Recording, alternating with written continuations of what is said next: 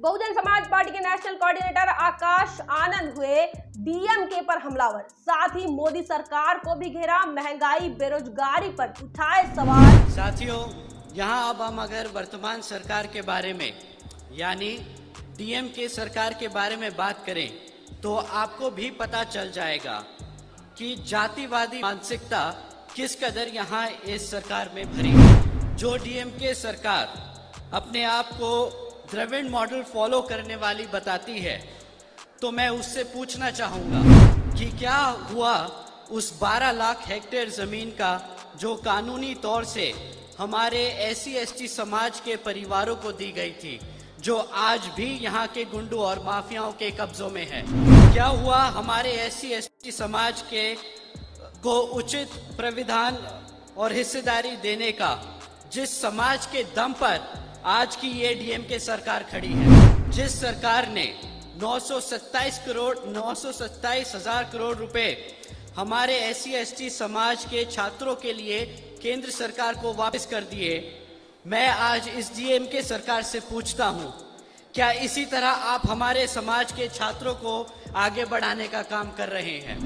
क्या इसी तरह आप हमारे समाज को उसकी जमीन दिलाने का काम कर रहे हैं? क्या इसी तरह आप हमारे समाज को उसका उचित प्रतिनिधित्व दिलाने का काम कर रहे हैं? यही है साथियों असलियत, असली चेहरा इस जातिवादी मानसिकता रखने वाली डीएमके सरकार। तमिलनाडु के चेन्नई में बहुजन समाज पार्टी का युवा सम्मेलन यूथ कॉन्फ्रेंस आयोजित किया गया था। तमिलनाडु प्रदेश यूनिट की तरफ से यह कार्यक्रम का आयोजन हुआ, जिसमें बहुजन समाज पार्टी के नेशनल कोऑर्डिनेटर आकाश आनंद ये मुख्यतः से प्रमुखता से उपस्थित रहे। इसी के साथ साथ बहुजन समाज पार्टी के साउथ जोन के कोऑर्डिनेटर और पूर्व सांसद डॉक्टर अशोक सिद्धार्थ भी मौजूद रहे और बहुजन समाज पार्टी के वर्तमान के राज्यसभा सांसद रामजी गौतम भी मौजूद रहे। और इनकी मौजूदगी में तमिलनाडु के चेन्नई में यह यूथ कॉन्फ्रेंस जो है वो पूर्ण रूप से संपन्न हुआ। और इस कार्यक्रम के दौरान बहुजन समाज पार्टी के नेशनल कोऑर्डिनेटर आकाश आनंद इन्होंने तमाम सभा को संबोधित किया, युवाओं को संबोधित किया और इस संबोधन में उन्होंने डीएमके पर हमला बोला है। डीएमके पर हमला बोलने के साथ साथ उन्होंने मोदी सरकार को भी घेरा है। केंद्र की मोदी सरकार पर उन्होंने वार किया है। उन्होंने कहा है कि मोदी सरकार ने जिस प्रकार युवाओं के साथ गद्दारी और धोखेबाजी की है, कि युवाओं को कहा था कि सरकार में आने के बाद हर साल 2 करोड़ रोजगार देंगे, लेकिन मोदी सरकार ने अपना वादा पूरा नहीं किया।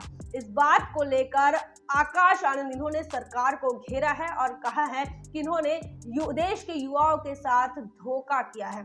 साथ ही उन्होंने कहा है कि इस केंद्र की मोदी सरकार के राज में जिस प्रकार महंगाई चरम सीमा पर है, बेरोजगारी चरम सीमा पर है, इससे यह समझ आता है कि केंद्र की भारतीय जनता पार्टी की सरकार पूर्णतः से विफल हुई। तो मन की बात सुनाकर ले गए वोट आपका, और अब जब जनता परेशान और बेहाल है तो मन की बात सुना के बोलते हैं, अरे हम तो फकीर आदमी हैं, झोला उठाकर चल पड़ेंगे। इस सरकार का वादा था 10 करोड़ नौकरी देने का, केंद्र की सरकार का वादा था महंगाई कम करने का, केंद्र की सरकार का वादा था गरीबी खत्म करने का। यहाँ बैठे मेरे सभी साथियों की लग गई नौकरियां, यहाँ आप लोगों की हो गई महंगाई कम? नहीं हुई? क्या आप लोगों की बड़ी आमदनी? साथियों, सच बात तो ये है, जो 10 करोड़ नौकरी देने का वादा किया था, वो 10 करोड़ नौकरियां तो दूर, मैन्युफैक्चरिंग सेक्टर में 5 करोड़ लगी हुई नौकरियां भी आज घटकर सिर्फ 2.5 करोड़ रह गई। जो महंगाई का ढंढोरा पीटते थे 2014 में, अरे आम आदमी को एहसास दिलाने के लिए कि जी 50 रुपए का पेट्रोल बहुत महंगा है, बहुत महंगा है, इनसे कोई आज पूछे कि भाई 100 रुपए का पेट्रोल महंगा नहीं लग रहा? उन्होंने आगे यह भी कहा है कि भारतीय जनता पार्टी की जो कार्यशैली है वह जातिवादी और सांप्रदायिकता के आधार पर है, जिसकी वजह से संपूर्ण देश पर मैं अगर सही समझता हूँ तो केंद्र सरकार को बहुजन समाज को मुफ्त में राशन देने जैसी योजनाएं नहीं चलानी चाहिए, बल्कि हमारे समाज को हमारे पैरों पर, अपने पैरों पर खड़े होने के लिए हमारे को सही अवसर देने चाहिए। इतिहास गवाह है, बहुजन समाज लेने वालों में से नहीं, देने वालों में से है। इसी के साथ साथ उन्होंने डीएमके की सरकार को भी, जो कि तमिलनाडु के अंदर द्रविडियन मॉडल का बात करती है, द्रविडियन मॉडल की बात करती है, उस सरकार को भी घेरा है। उन्होंने कहा है बीजेपी की तरह डीएमके भी जातिवादी है और सांप्रदायिकता के आधार पर लोगों के लिए काम करती है। उन्होंने कहा है कि डीएमके की सरकार ने SC/ST को उचित भागीदारी इतने सालों में नहीं दी। SC/ST को उचित भागीदारी देने का काम बहुजन समाज पार्टी ही आने वाले समय में कर सकती है, ऐसा कहना बहुजन समाज पार्टी के नेशनल कोऑर्डिनेटर आकाश आनंद का है। उन्होंने आगे यह भी कहा है कि कुछ 12 लाख हेक्टेयर जमीन SC/ST के लिए कानून के तरफ से आवंटित की गई थी, लेकिन डीएमके की सरकार ने गुंडे और माफियों के चलते वह जो जमीन है उसे गुंडे माफियों के भरोसे छोड़ दी है। SC/ST को अभी तक नहीं दिया है। साथ ही उन्होंने यह भी कहा है कि डीएमके सरकार ने केंद्र की तरफ से जो छात्रों के लिए 9,27,000 करोड़ का बजट आया था, उसे डीएमके ने छात्रों के लिए खर्चा न करके केंद्र सरकार को वापस कर दिए। तो इस प्रकार युवाओं के खिलाफ किस प्रकार डीएमके काम कर रही है, ये भी बहुजन समाज पार्टी के नेशनल कोऑर्डिनेटर आकाश आनंद इन्होंने बताया है।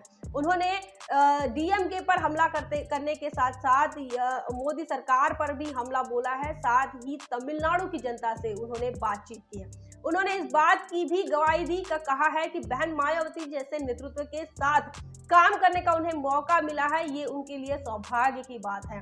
इस कार्यक्रम के दौरान बहुजन समाज पार्टी के कई कार्यकर्ता और कई पदाधिकारियों के साथ उन्होंने बैठक की, बातचीत की और उनके साथ तस्वीरें भी सोशल मीडिया पर शेयर हो रही है।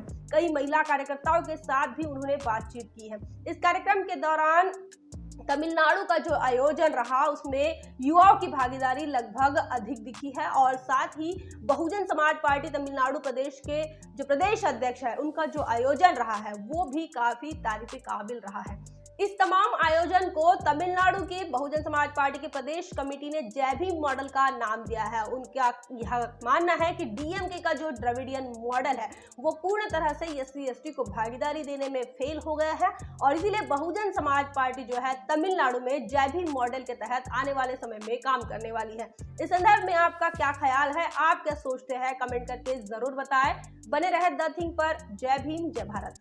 बहुजन विचारधारा को घर घर तक पहुंचाने के लिए हमारे YouTube चैनल को सब्सक्राइब करें, लाइक करें, कमेंट करें, शेयर करें और बेल आइकन की घंटी दबाना ना भूलें।